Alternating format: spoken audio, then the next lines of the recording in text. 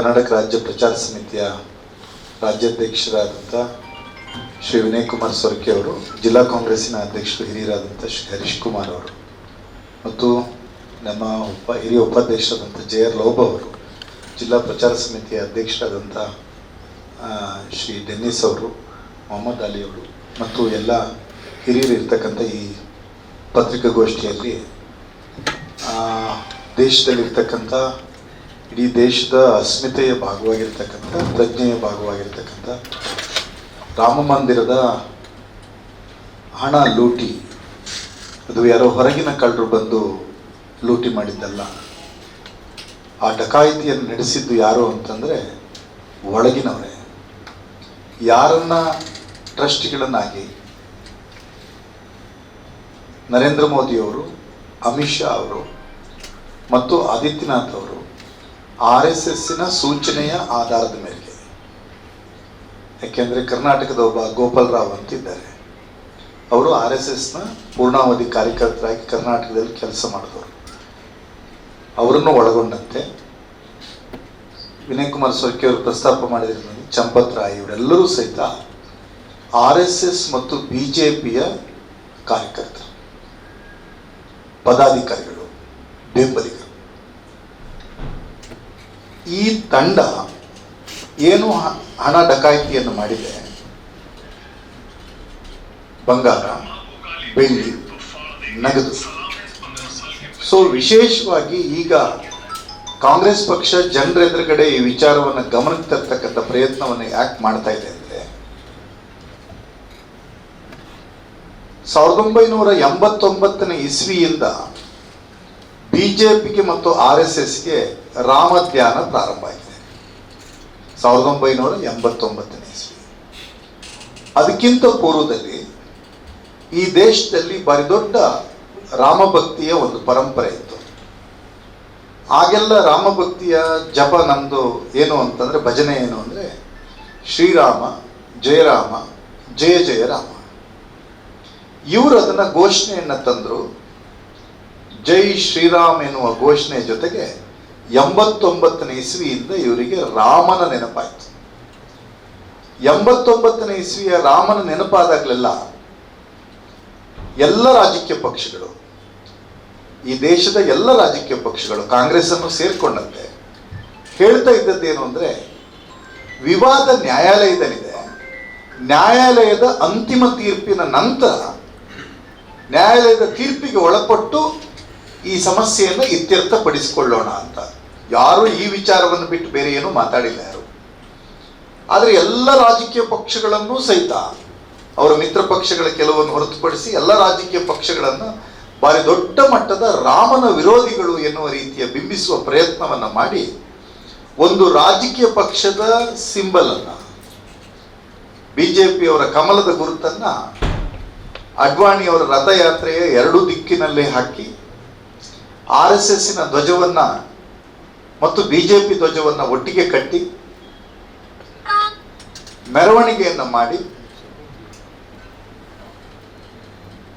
ಸೋಮನಾಥ್ ಸೆ ಅಯೋಧ್ಯೆ ತಕ್. ಸೊ ಸೋಮನಾಥ ಮಂದಿರದ ಪುನರ್ನಿರ್ಮಾಣ ಆದಾಗ ಅದನ್ನು ಉದ್ಘಾಟನೆ ಮಾಡಿದ್ದು ಆಗಿನ ರಾಷ್ಟ್ರಪತಿಗಳಾದಂಥ ಶ್ರೀ ಬಾಬು ರಾಜೇಂದ್ರ ಪ್ರಸಾದ್ ಅವರು.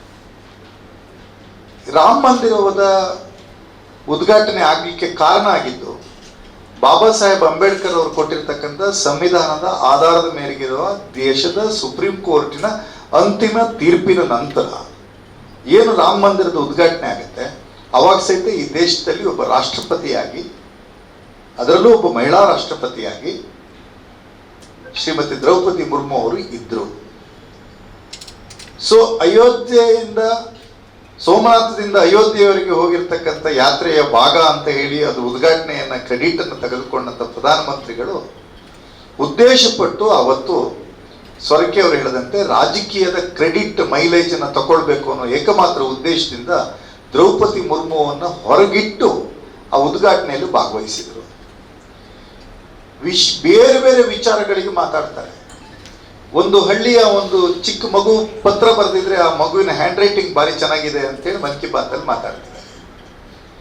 ಆದರೆ ಈ ದೇಶದ ವೈಪರೀತ್ಯ ಯಾವ ಮಟ್ಟಕ್ಕೆ ಬಂದು ನಿಂತಿದೆ ಅಂದರೆ, ಪ್ರಶ್ನೆ ಪತ್ರಿಕೆಗಳು ಸೋರಿಕೆ ಆಗ್ತದೆ, ರಫೇಲ್ ಫೈಲ್ ಕಾಣೆ ಆಗ್ತದೆ, ರಾಮ ಮಂದಿರದ ಕಾಣಿಕೆ ಲೂಟಿ ಆಗ್ತದೆ. ಆದರೆ ಇವತ್ತಿಗೂ ಸಹಿತ ಅದಾದಮೇಲೆ ಒಂದು ಮನ್ ಕಿ ಬಾತ್ ಆಯಿತು. ಎಲ್ಲ BJP ಪದಾಧಿಕಾರಿಗಳು, ಮಂಗಳೂರಿನ ಸಂಸದರು, ಮಾಜಿ ಸಂಸದರು, ಶಾಸಕರು ಎಲ್ಲ ಟಿವಿಯಲ್ಲಿ ನೋಡ್ತಾ ಇದ್ರಪ್ಪ ಮನ್ ಕಿ ಬಾತ್. ಅವ್ರ ಮನಸ್ಸೊಳಗೆ ಏನಾದ್ರು ರಾಮ ಮಂದಿರ ಕಾಣಿಕೆ ಲೂಟಿ ಬಗ್ಗೆ ಏನಾದ್ರು ಗಮನಿಸ್ತಾರ ಅಂತ ಇತ್ತು ಅಂತ ಪ್ರಶ್ನೆ.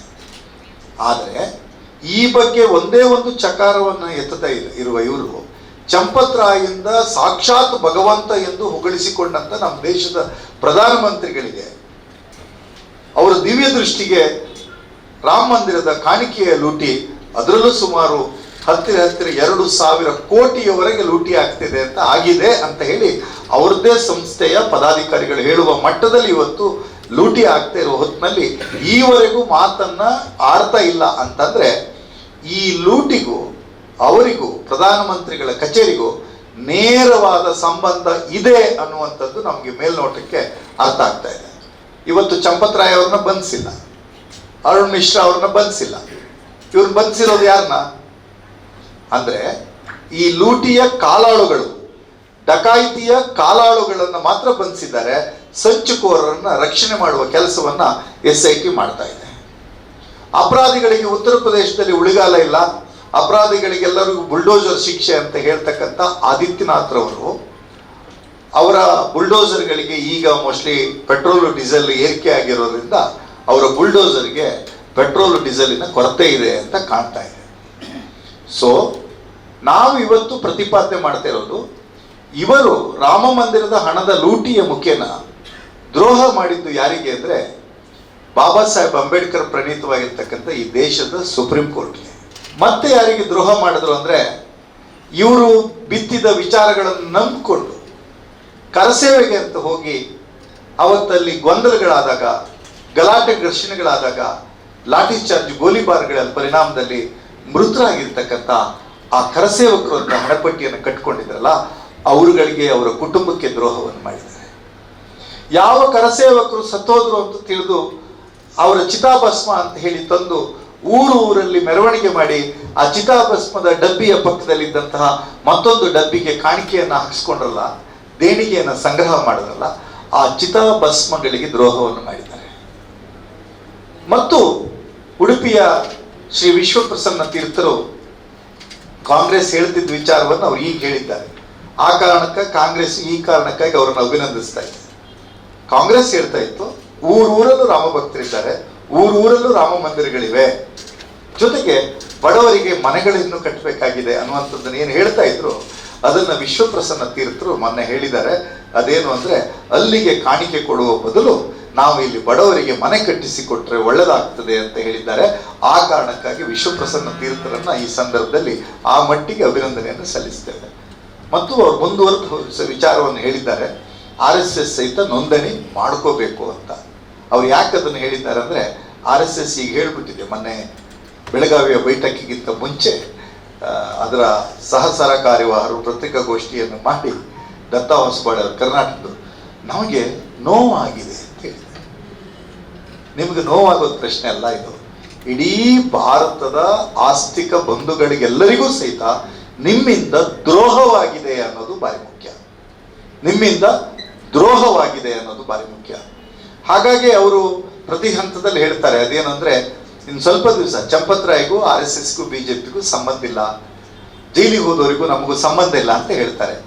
ಇದೇ ಡಿಫೆನ್ಸ್ ಅನ್ನ RSS ಗಾಂಧಿ ರಾಮನನ್ನ ಉಲ್ಲೇಖಿಸಿ ಹೇ ರಾಮ್ ಎಂದು ಕೊನೆಯ ಉಸಿರನ್ನು ಬಿಡುವಾಗ ಯಾವ ಗಾಂಧಿಯ ಹತ್ಯೆ ಆಯಿತೋ, ಹತ್ಯೆ ಆದಾಗಲೂ ಸಹಿತ ಇದೇ ಡಿಫೆನ್ಸ್ ಅನ್ನ RSS ತಗೊಂಡಿತ್ತು, ನಾಥೂರಾಮ್ ಗೋಡ್ಸೆಗೂ ನಮಗೂ ಸಂಬಂಧ ಇಲ್ಲ.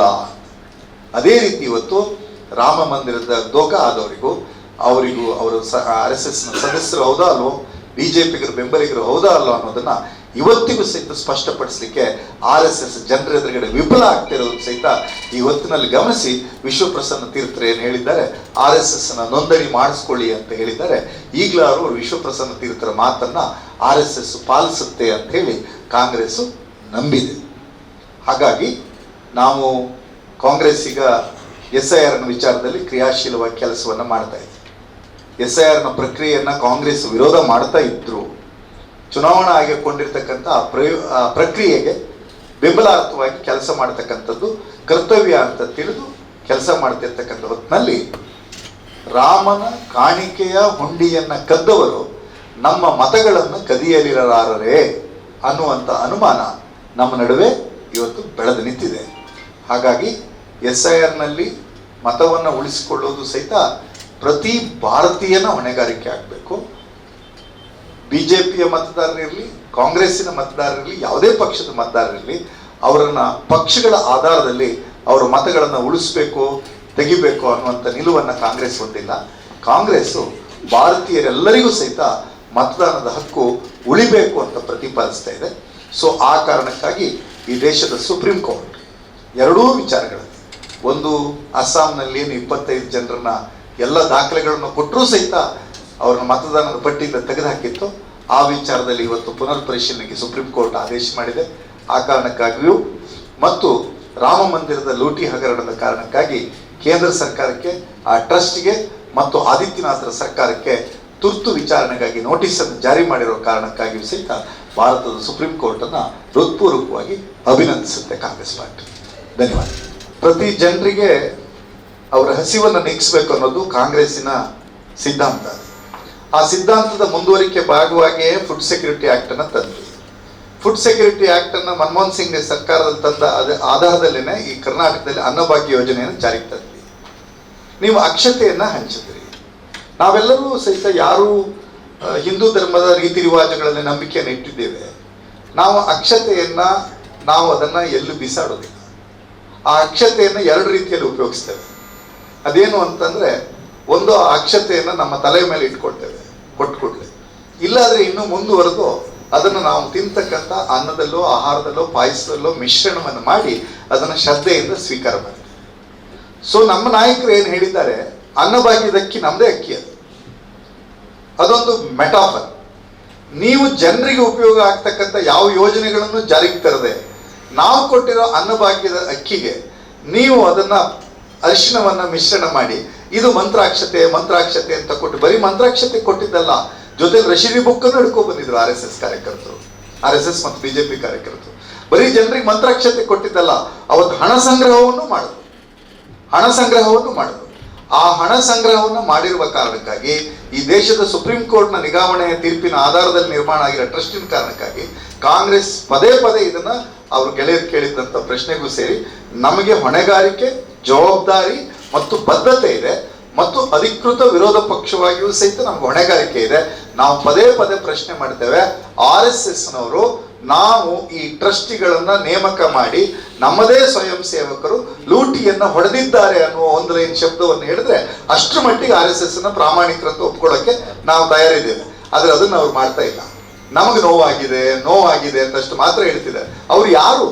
ಚಂಪತ್ರಾಯ್ ಯಾರು? ಅರುಣ್ ಮಿಶ್ರಾ ಯಾರು? ಸಿಬ್ಬಂದಿಗಳು ಯಾರು? ರಾಜೀನಾಮೆ ಕೊಟ್ಟವ್ರು ಯಾರು?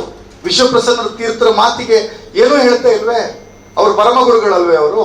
ಇದು ನಮ್ಮ ಪ್ರಶ್ನೆ. ಹಾಗಾಗಿ ಅನ್ನಭಾಗ್ಯ, ನಾವು ಜನರಿಗೆ ಅಕ್ಕಿಯನ್ನು ಕೊಡುವ ಯೋಜನೆಯನ್ನು ನಾವು ಮಾಡಿದ್ರೆ, ಜನರಿಗೆ ಮನೆಯನ್ನು ಕಟ್ಟಿಕೊಡುವ ಯೋಜನೆಯನ್ನು ನಾವು ಮಾಡಿದ್ರೆ, ನೀವು ಅದನ್ನು ಏನೂ ಮಾಡಿದ್ರೆ ನಾವು ಕಟ್ಟಿಕೊಟ್ಟ ಮನೆಗೆ ನಿಮ್ಮ ಪಕ್ಷದ ಬಾವುಟ ಮಾತ್ರ ನೇತಾಕ್ತೀವಿ. ನಾವು ಕೊಟ್ಟಿದ್ದು ಅಂದರೆ ಸರ್ಕಾರದ ನಿಧಿಯಲ್ಲಿ ಕೊಟ್ಟಿರ್ತಕ್ಕಂಥ ನಮ್ಮ ಯೋಜನೆಗಳ ಮನೆಗಳ ಮೇಲೆ ನೀವು ಬಾವುಟ ಮಾತ್ರ ಸಿಕ್ಕಿಸಿದ್ರಿ ಅನ್ನೋದನ್ನು ಸಾಂಕೇತಿಕವಾಗಿ ನಾವು ಕೊಟ್ಟಿರ್ತಕ್ಕಂಥ ಅನ್ನಭಾಗ್ಯದ ಅಕ್ಕಿಗೆ ನೀವು ಬಣ್ಣವನ್ನು ಮಿಶ್ರಣ ಮಾಡಿ ಹಂಚಿದ್ದೀರಿ ಅಂತ ಅವ್ರು ಹೇಳಿದ್ದಾರೆ. ಅವರು ಹೇಳಿರ್ತಕ್ಕಂಥ ಮಾತಿಗೆ ನಾವೆಲ್ಲರೂ ಸಹಿತ ಅದನ್ನು ಸಹಮತವನ್ನು ಹೇಳ್ತೇವೆ. ಇದು ಜನರ ಎದುರುಗಡೆ ಚರ್ಚೆ ಆಗಬೇಕು ಅನ್ನೋದೇ ನಮ್ಮ ಉದ್ದೇಶ. ಸರ್, ಇತ್ತೀಚೆಗೆ ರಾಮ ಮಂದಿರ ವಿಚಾರವಾಗಿ R.ಅಶೋಕ್ ಅವರು ಮತ್ತು ಜಿಲ್ಲಾ ಮಟ್ಟದೆಲ್ಲ BJP ನಾಯಕರು ಹೇಳ್ತಾ ಬರ್ತಿದ್ದಾರೆ, ಸ್ವಾತಂತ್ರ್ಯ ನಂತರದ ರಾಮ ಮಂದಿರ ನಿರ್ಮಾಣ ಆಗುವವರೆಗೆ ಕಾಂಗ್ರೆಸ್ಸಿಗರಿಗೆ ಇದು ರಾಮನ ಬಗ್ಗೆ ಮಾತಾಡ್ತಿರ್ಲಿಲ್ಲ. ಈಗ ಯಾಕೆ ರಾಮನ ಬಗ್ಗೆ ಒಲವು ಬಂದಿದೆ ಕಾಂಗ್ರೆಸ್ಸಿಗರಿಗೆ ಅಂತ ಏನು ಹೇಳ್ತೀರಿ? ಅವ್ರ ಪ್ರಶ್ನೆ ಆ ರೀತಿಯಾಗೇ ಕೇಳಬೇಕು, ಅವರು ಅನಿವಾರ್ಯತೆ ಇದ್ದಾರೆ. ಆದರೆ ಕಾಂಗ್ರೆಸ್ ಯಾವತ್ತೂ ಸಹಿತ ರಾಮನ ಸಾಂಸ್ಕೃತಿಕ ಮತ್ತು ಪೌರಾಣಿಕ ಅಸ್ತಿತ್ವವನ್ನು ಯಾವ ಗಳಿಗೆಯಲ್ಲೂ ಸಹಿತ ಕಾಂಗ್ರೆಸ್ ಗೆಳೆದಿರಲಿಲ್ಲ ಅನ್ನೋದು ಭಾರಿ ಮುಖ್ಯ. ಕಾಂಗ್ರೆಸ್ಸಿನ ರಾಜೀವ್ ಗಾಂಧಿ ಅವರು ಅಧಿಕಾರದಲ್ಲಿ ಇದ್ದ ಸಂದರ್ಭದಲ್ಲಿ ನಮ್ಮ ದೂರದರ್ಶನದಲ್ಲಿ ರಾಮಾಯಣ ಒಂದು ನಿರಂತರ ಒಂದು ಕಾರ್ಯಕ್ರಮವಾಗಿ ಪ್ರಸಾರವಾಯಿತು ಅನ್ನೋದನ್ನು ನಾವು ನೆನಪಿಟ್ಕೋಬೇಕು. ಆದರೆ ಕಾಂಗ್ರೆಸ್ ಯಾವತ್ತೂ ಸಹಿತ ರಾಮರ, ದೇವರ, ಧರ್ಮದ ಶ್ರದ್ಧೆ, ಭಕ್ತಿಯನ್ನ ರಾಜಕೀಯಕ್ಕೆ ಲಾಗು ಮಾಡಿರಲಿಲ್ಲ ಅನ್ನೋದಷ್ಟೇ ನಮ್ಮ ಮುಖ್ಯವಾಗಿತ್ತು. ನಾನು ಅದಕ್ಕೆ ಸ್ಪಷ್ಟಪಡಿಸಿ ಸೊರಕೆ ಅವರು ಹೇಳಿದರು, 89ನೇ ಇಸ್ವಿಗಿಂತ ಪೂರ್ವದಲ್ಲಿ 1925ನೇ ಇಸ್ವಿಯಲ್ಲಿ RSS ಪ್ರಾರಂಭ ಆಗಿದ್ದು, 1950ನೇ ಇಸ್ವಿಯಲ್ಲಿ ಜನಸಂಘ ಪ್ರಾರಂಭ ಆಗಿದ್ದು, 1980ನೇ ಇಸ್ವಿಯಲ್ಲಿ BJP ಪ್ರಾರಂಭ ಆಗಿದ್ದು. 89ಕ್ಕಿಂತ ಮುಂಚೆ ಅವ್ರು ಯಾವಾಗಲಾದರೂ ರಾಮನ ಹೆಸರನ್ನ ಅವರ ಕಾರ್ಯಕಾರಿಣಿಯಲ್ಲೋ ಮತ್ತೊಂದು ಏನಾದರೂ ಅವರು ಉಲ್ಲೇಖ ಮಾಡಿದ್ದಾರಾ ಅನ್ನೋದನ್ನ ಅರ್ಥ ಮಾಡ್ಕೋಬೇಕು. ಮತ್ತು ತುಳಸಿದಾರ ದಾಸರ ರಾಮ ಭಜನೆ ಏನಿತ್ತು, ರಘುಪತಿ ರಾಜರಾಮನ ಬ್ರಿಟಿಷರ ವಿರುದ್ಧ ಹೋರಾಟ ಮಾಡುವಾಗ ಒಂದು ಭಾವೈಕ್ಯತೆಯ ಭಾಗವಾಗಿ ಆ ಗೀತೆಗೆ ಪ್ರತಿನಿತ್ಯ ರಾಮನ ಹೆಸರನ್ನು ಸೇರಿಸಿಕೊಂಡು ಈಶ್ವರ ಅಲ್ಲ ತೆರೋನಾಮ್ ಅಂತ ಹೇಳಿ ಇಲ್ಲಿ ಒಂದು ಒಗ್ಗಟ್ಟಿನ ಸೂತ್ರವನ್ನು ಪ್ರಕಟ ಮಾಡಿ ಅದನ್ನು ಸಂತತವಾಗಿ ಇಟ್ಕೊಂಡು ಬಂದಿದ್ರೆ ಅದು ಕಾಂಗ್ರೆಸ್ಸಿನ ಪಾಲಿನ ಒಂದು ಕ್ರೆಡಿಟ್. ಆದ್ರಿಂದ ಕಾಂಗ್ರೆಸ್ ಯಾವತ್ತೂ ಸಹಿತ ರಾಮರ ಸಾಂಸ್ಕೃತಿಕ, ಧಾರ್ಮಿಕ, ಪೌರಾಣಿಕ ಅಸ್ತಿತ್ವವನ್ನ ಅಲ್ಲಗಳೆದಿರಲಿಲ್ಲ. ಯಾವಾಗಲೂ ಕಾಂಗ್ರೆಸ್ ಹೇಳಿದ್ದೇನು ಅಂತಂದ್ರೆ, ನಿಮ್ಮ ಧಾರ್ಮಿಕ ನಂಬಿಕೆಗಳು ದೇಶದ ಸೌಹಾರ್ದತೆಗೆ ಧಕ್ಕೆ ಆಗಬಾರ್ದು ಅಂತ. ಶೃಂಗೇರಿ ಪೂಜ್ಯ ಶ್ರೀಗಳು ಹಿರಿಯರು ಶ್ರೀ ಭಾರತೀರ್ಥ ಮಹಾಸ್ವಾಮಿಗಳನ್ನ ಸಂತೋಷ್ ಕುಮಾರ್ ಗುಲ್ವಾಡಿ ಅವರು ಒಂದು ಸಂದರ್ಶನ ಮಾಡಿರ್ತಾರೆ 92ನೇ ಇಸ್ವಿ. ಅವರೊಂದು ನಿಲುವನ್ನು ಪ್ರಕಟ ಮಾಡಿದ್ರು ಸಂದರ್ಶನದಲ್ಲಿ. ಅದೇನು ಅಂದ್ರೆ, ರಾಮ ಮಂದಿರ ನ್ಯಾಯಾಲಯದ ತೀರ್ಪಿನ ಪ್ರಕಾರವೇ ನಿರ್ಮಾಣವಾಗಲಿ, ಆದರೆ ಆ ಕಾರಣಕ್ಕಾಗಿ ರಕ್ತಪಾತಗಳು ಈ ದೇಶದಲ್ಲಿ ನಡಿಬಾರದು ಅನ್ನೋದು ಶ್ರೀ ಭಾರತೀರ್ಥ ಮಹಾಸ್ವಾಮಿಗಳು ಹೇಳಿದ್ರು. ಅದೇ ನಿಲುವನ್ನು ಕಾಂಗ್ರೆಸ್ ಆಗ್ಲೂ ಪ್ರಕಟ ಮಾಡಿದೆ, ಈಗಲೂ ಪ್ರಕಟ ಮಾಡಿದೆ.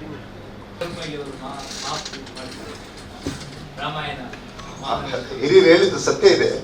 ರಾಮಾಯಣದ ಬಗ್ಗೆ ಮಹಾಕೃತಿಗಳನ್ನ, ಮಹಾಮೀಮಾಂಸೆಗಳನ್ನ ಬರೆದವರಿದ್ರೆ ಕಾಂಗ್ರೆಸ್ ಪಕ್ಷದಲ್ಲಿ, ಕೃಷ್ಣಾವತಾರದ ಬಗ್ಗೆ ಕೃತಿಗಳನ್ನು ರಚಿಸಿದವರಿದ್ರೆ ಕಾಂಗ್ರೆಸ್ನವರಿದ್ದಾರೆ, ಧಾರ್ಮಿಕ ಸೌಹಾರ್ದತೆಗಳ ಬಗ್ಗೆ ಮಾಡಿದ್ರೆ ಕಾಂಗ್ರೆಸ್ನವರಿದ್ದಾರೆ, ಹಿಂದೂ ಮುಸ್ಲಿಂ ಮತ್ತು ಕ್ರಿಶ್ಚಿಯನ್ ಸೌಹಾರ್ದತೆ ಬಗ್ಗೆ ಭಾರಿ ದೊಡ್ಡ ಆಂದೋಲನ ಮಾಡಿದ್ರೆ ಕಾಂಗ್ರೆಸ್ಸಿಗೆ ಒಂದು ಸೈದ್ಧಾಂತಿಕವಾದಂಥ ಮತ್ತು ಆಧ್ಯಾತ್ಮಿಕ ಭೂಮಿಕೆಯನ್ನು ಕೊಟ್ಟಂತ ವಿನೋಬಾ ಭಾವೆ ಅವರು ನಮ್ಮ ನಡುವೆ ಇದ್ದಾರೆ. ಬಿಜೆಪಿಯವರು ಓದೋದೂ ಇಲ್ಲ, ಜಪವೂ ಇಲ್ಲ, ಬಾವುಟ ಮಾತ್ರ ರಸ್ತೆ ಮೇಲೆ ಬೀಸ್ತಾರೆ. ಅವ್ರು ಮನೆಯೊಳಗೆ ಪೂಜೆ ಮಾಡ್ತಾರೋ ಇಲ್ಲ ಗೊತ್ತಿಲ್ಲ, ರಸ್ತೆ ಮೇಲೆ ಮಾತ್ರ ಭಾರಿ ಪೂಜೆ ಮಾಡಿದವ್ರಿಗೆ ಶೋ ಕೊಡ್ತಾರೆ. ಮನೆಯೊಳಗೆ ಭಕ್ತಿಯನ್ನು ಪ್ರಕಟ ಮಾಡ್ತಾರೋ ಇಲ್ಲ ಗೊತ್ತಿಲ್ಲ, ರಸ್ತೆ ಅಂತೂ ದೇವರಂತ ನಿಲ್ಲಿಸಿದ್ದಾರೆ. ಹಿಂದೂ ದೇವರುಗಳ ಮೇಲಿನ ನಂಬಿಕೆ, ಶ್ರದ್ಧೆಯನ್ನ ರಸ್ತೆ ಮೇಲೆ ತಂದು ಅದನ್ನ ಬೀದಿರಂಪ ಮಾಡಿರ್ತಕ್ಕಂಥ ಏನಾದರೂ ಅಪಕೀರ್ತಿ ಇದ್ರೆ ಅದು ಭಾರತೀಯ ಜನತಾ ಪಕ್ಷ ಜೊತೆಗೆ RSSಗೆ ಅದು ಸಲ್ಲುತ್ತೆ ಅನ್ನುವಂಥದ್ದು. ನಾನು ನಿಮ್ಮ ಗೆಳೆಯರ ಹತ್ರ ಒಂದು ಪ್ರಶ್ನೆ, ಒಂದು ವೇಳೆ ಉತ್ತರ ಪ್ರದೇಶದಲ್ಲಿ ಕಾಂಗ್ರೆಸ್ ಸರ್ಕಾರ ಅಧಿಕಾರದಲ್ಲಿ ಇದ್ದಿದ್ರೆ, ಒಂದು ವೇಳೆ ಉತ್ತರ ಪ್ರದೇಶದಲ್ಲಿ BSPO SPO ಅಧಿಕಾರದಲ್ಲಿ ಇದ್ದಿದ್ರೆ ಅಥವಾ AAP ಅಧಿಕಾರದಲ್ಲಿ ಇದ್ದಿದ್ರೆ, ಕೇಂದ್ರದಲ್ಲಿ ಕಾಂಗ್ರೆಸ್ ಅಧಿಕಾರ ಅಥವಾ UPA ಅಧಿಕಾರದಲ್ಲಿ ಇದ್ದು ಈ ಹಗರಣ ನಡೆದಿದ್ರೆ, ನಿಮ್ಮ ವೇದವ್ಯಾಸ ಕಾಮತ್ರು ಮಂಗಳೂರಿನ ರಸ್ತೆ ಮೇಲೆ ಉರುಳು ಸೇವೆ ಮಾಡ್ತಿದ್ರೆ ಇಲ್ಲ? ಶೋಭಾ ಕರಂದಾಜೆ ಅವರು ಒಂದು ದಿಕ್ಕಿನಿಂದ, ಸದಾನಂದ ಗೌಡರು ಒಂದು ದಿಕ್ಕಿನಿಂದ ಬಂದು ಗಲಾಟೆ ಮಾಡ್ತಿದ್ರೆ ಇಲ್ಲ? ಮಾಜಿ ಸಂಸದರಾದಂಥ ನಳಿನ್ ಕುಮಾರ್ ಕಟೀಲ್ ಅವರು ಬಟ್ಟೆ ಹರ್ಕೊಂಡು ಕೂಗಾಡ್ತಿದ್ರ ಇಲ್ಲ? ಎದೆ ಒಳಕೊಂಡು ಬೀದಿ ಮೇಲೆ ತಿರುಗ್ತಿದ್ರಲ್ಲ ಹೇಳಿ. ಈಗ ಯಾಕೆ ಮೌನವಾಗಿ ಕೂತಿದ್ದಾರೆ ಇವರೆಲ್ಲರೂ ಅಂತ. ಅವರೆಲ್ಲರೂ ಪಂಜಿನ ಮೆರವಣಿಗೆಯನ್ನು ಮಾಡಲಿ, ರಾಮ ಮಂದಿರದ ದೇಣಿಗೆ ಲೂಟಿ ಆದವ್ರ ಬಗ್ಗೆ ಕಾನೂನು ಕ್ರಮ ಆಗಬೇಕು ಅಂತ ಪಂಜಿನ ಮೆರವಣಿಗೆ ಮಾಡಲಿ, ನೇತೃತ್ವ ತಗೊಳ್ಳಿ. ಅವ್ರ ಹಿಂದ್ಗಡೆ ನಾವು ಬೇಕಾದ್ರೂ ಹೋಗೋಣ, ಅದನ್ನು ಮಾಡಕ್ ತಯಾರಿದ್ದಾರೆ. ಈಗ ಯಾಕೆ ಮೌನವಾಗಿದ್ದಾರೆ? ಈಗ ಅದು ಲೂಟಿ ಅಂತ ಅನಿಸ್ಲಿಲ್ವಾ? ದ್ರೋಹ ಅಂತ ಅನಿಸ್ಲಿಲ್ವಾ? ನಂಬಿಕೆ ಮೇಲಿನ ದಾಳಿ ಅಂತ ಅನಿಸ್ತಾ ಇಲ್ವಾ ಇವರಿಗೆ?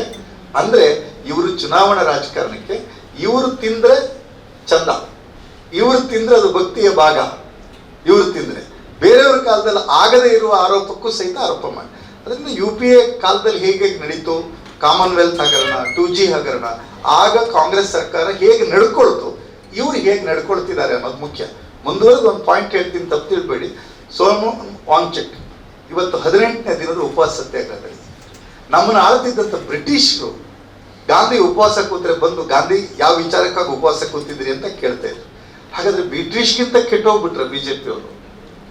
ವಾಂಗ್ಚುಕ್ ಅವ್ರು ಭಾರತೀಯರಲ್ವಾ? ಅವರು ನಮ್ಮ ದೇಶದ ಭಾರತೀಯಂಬೆಯ ಮಗ ಅಲ್ವಾ? ಅವ್ರು ಕೂತಿರೋ ವಿಚಾರ ಏನು? ನಮ್ಮ ಯುವ ವಿದ್ಯಾರ್ಥಿಗಳ ಬದುಕಿನ ಬಗ್ಗೆ ಕೂತಿದ್ದಲ್ವೇ? ಲೋಪವೆಗಿಸಿರ್ತಕ್ಕಂಥ ಶಿಕ್ಷಣ ಸಚಿವರು ರಾಜೀನಾಮೆ ಕೊಡ್ಲಿ ಅಂತ ಕೂತಿಲ್ವೇ? ಇವತ್ತಿನವರಿಗೆ ಈ ದೇಶದ ಆಡಳಿತ ಹೋಗಿ ಆತ ನಿತ್ರಾಣಗೊಳ್ತಾ ಇದ್ರು ಸಹಿತ ನಿನ್ನೆಗೆ 8 kg 700 ಗ್ರಾಮ್ ತೂಕವನ್ನು ಅವ್ರು ಕಳ್ಕೊಂಡಿದ್ದಾರೆ. Is not Congress activist. ಇವತ್ತಿಗೂ ಹೋಗಿ ಕೇಳ್ತಾ ಇಲ್ಲ ಅಂತಂದ್ರೆ ಇದಕ್ಕೆ ಇವ್ರಿಗೆ ಉತ್ತರ ಕೊಡಬೇಕು. ಹಾಗಾಗಿ ಇವರು ಗೊಂದಲಕಾರಿಯಾಗಿ ನಡ್ಕೊಳ್ತಿರ್ತಕ್ಕಂಥದ್ದು ಇವ್ರ ಎದುರುಗಡೆ. ಸೊ ಅದರಿಂದ BJP ಅವ್ರು ಪ್ರೆಸ್ ಮೀಟೇ ಕೈ ಮಾಡೋದಂಗಿದೆ ತುಂಬಾ ದಿವಸದಿಂದ. ಅವ್ರು ಪ್ರೆಸ್ ಮೀಟಲ್ಲಿ ಇದನ್ನ ಮಾತಾಡಬೇಕು. ರಾಮ ಮಂದಿರದ ಹಣ ಲೂಟಿ ಮಾಡಿದ್ದು ಮಾತಾಡುವ. ಮಂಗಳೂರಿನ ಜನ ದುಡ್ಡು ಕೊಟ್ಟಿಲ್ವೇ? ಎಲ್ಲ ಪಕ್ಷದವರು ಕೊಟ್ಟಿಲ್ವೇ? ಕೊಟ್ಟಿದ್ದಾರೆ. ಹಾಗಾಗಿದ್ದರಿಂದ ಅವರಿಗೆ ಒಂದು ಬಾರಿ ದೊಡ್ಡದಾದಂಥ ನೈತಿಕ ಹೊಣೆಗಾರಿಕೆಯನ್ನು ಅವರಿಗೆ ಪ್ರಕಟ ಮಾಡಬೇಕು. Thank you. ಸುದ್ದಿ ಚಾನಲ್, ಕ್ಷಣ ಕ್ಷಣದ ಸುದ್ದಿಗಾಗಿ. That's my gadget. Let's go have some fun then.